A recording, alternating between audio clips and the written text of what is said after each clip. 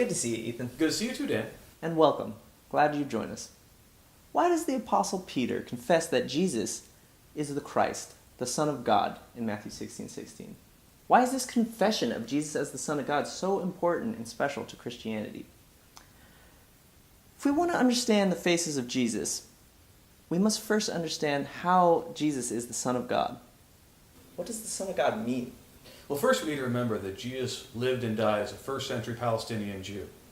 And so we need to keep that in mind, and therefore any understanding of Son of God has to come from the Old Testament. In the Old Testament, in Hebrew, son of was a way to indicate a relationship.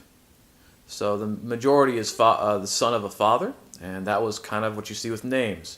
Hebrew doesn't have any last names. A person would be known as X son of Y, like David, son of Jesse.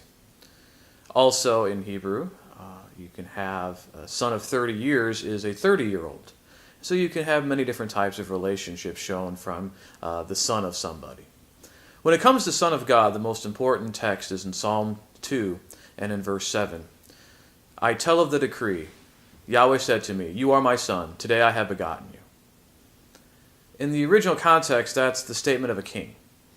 The king had a special relationship with the divinity, and so he becomes the adopted son of sorts of the God. Therefore, to refer to somebody as a son of God, according to the messianic understanding of this psalm, would be to refer to a person as a king or the Messiah. So how does this relate to Jesus in the New Testament then? Jesus is frequently called the Son of God in the New Testament, either as an accusation or as a confession. The forces of evil confess that Jesus is Son of God, and so do the disciples and also early Christians. God the Father himself does as well, and Jesus will own the title Son of God for himself at times. The Apostle John writes his gospel that we may believe that Jesus is the Son of God. And when the high priest is asking him questions in the accusation, he asks if Jesus is the Son of God. And what that shows us that everybody who was confronted with Jesus of Nazareth had to grapple with that question, whether they were going to confess that he was the Son of God or to deny him. So clearly there's a strong emphasis on Jesus' confession as the Son of God. Why is this such a big deal? Confession, in the Greek word, has a feeling of saying the same thing as. And so when you confess something, you're saying you believe it. You believe that you're putting your confidence in this thing that you're declaring. And when we declare that Jesus is the Son of God, we're saying lots of things. First of all, when we confess Jesus is the Son of God, we declare he is the hope of Israel. He's a promised Messiah, the King that we talked about from Psalm 2 and verse 7, that he reigns in God's kingdom, and that he has all authority until the final enemy, which is death, has been defeated.